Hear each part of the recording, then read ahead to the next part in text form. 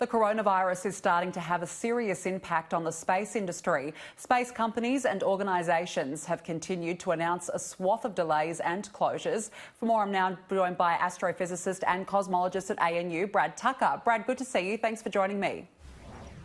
Yeah, no worries. Firstly, how has the space industry been impacted? You know, we're finally seeing the effects after a while, and that is, you know, some missions are already up in space operating. Those are slowly being put on hold or in essentially hibernation status. So the scientists on the ground aren't looking at the data, communicating with it. Most of the planned rocket launches from NASA to SpaceX also on indefinite hold until they can resume. Some entire NASA centers have actually just sent everyone home to work from home because employees have contracted coronavirus, the risk of infection. So it's definitely propagating through. Now, some essential services are happening and will happen regardless, like the International Space Station and support for those astronauts, but a lot of that development work is on hold. You mentioned NASA. How has it had to change its operations? Well, quite a lot. So, for instance, the new big space telescope, the James Webb Space Telescope, that is on indefinite hold for building. They're trying to hit a 2021 launch window.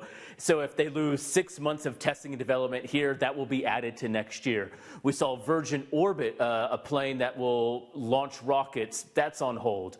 At least 3 NASA centers now have no one working in the office. Now, NASA Johnson Center, which is supporting the International Space Station, they are supporting the astronauts, and there will be astronauts going up in a couple weeks and coming back down because there's only essentially a limit to what you can do health-wise.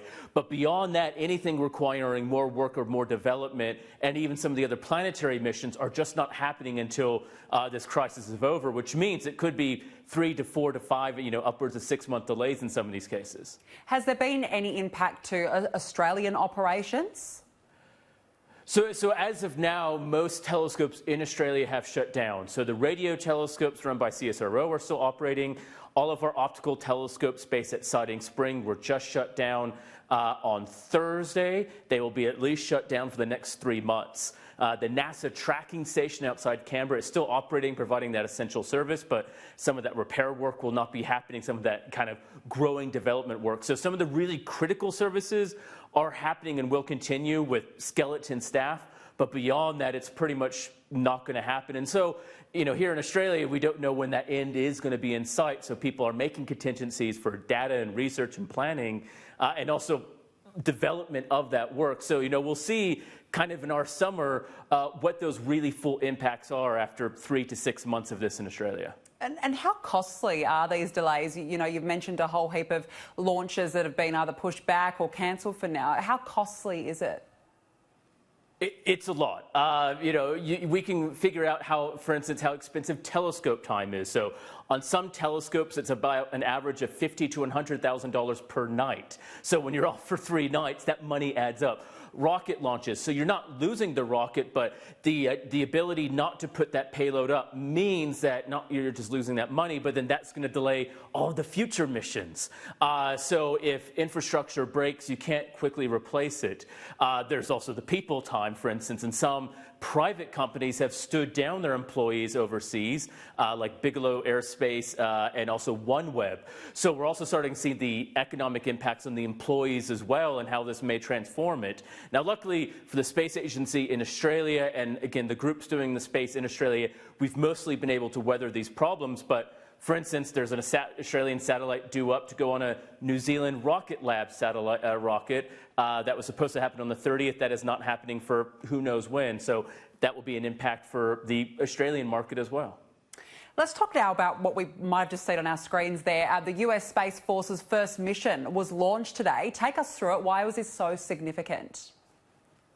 You know, yeah, this was the kind of essentially, I think, probably the last rocket to get in besides the astronaut one because it was already on the launch pad. And this is a big step for a Space Force. We've talked about Space Force. What is it going to do? Well, it's about building critical infrastructure for space to support the military, specifically the U.S. military. So this satellite that was launched yesterday morning our time is part of a 6-satellite network that will be put in geosynchronous orbit, so at a height where as it moves around, it stays at its same spot relative to Earth. and it's able to provide high bandwidth communications for the defense, but also jam-proof. So satellites can create interference and jamming, just as we have on ground. This new technology should prevent it, so it has better secure communications for the U.S. Defense Force, and they will extend it to their allies, like Australia. And finally, Brad, the Crew Dragon capsule had an issue testing its parachute. What happened? Yeah, we were just talking about last week how it was looking like this was all going to be ready for a May window, regardless of, depending on coronavirus. But in the final test of its parachute device, so essentially deploying the parachute so that as it comes down, it lands safely. Well, they're doing a helicopter drop where they drop it from the helicopter just to make sure that final mechanism happens.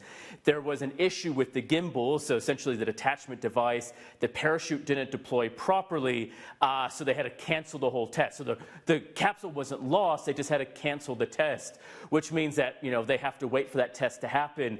With the delays and closures and shutdowns of coronavirus, who knows when that will next happen, which means the May launch window of getting astronauts up on the SpaceX rocket to the space station may not happen in May, it may happen in July. So it's really now at the point where not only do these issues happen, but on top of already the delays of coronavirus, really can push things back quite a big time. So hopefully it's not a huge delay for the future astronauts. Fingers crossed. Uncertainty clearly as well for the space industry at the moment. Brad Tucker, appreciate your update. Thank you so much for joining me.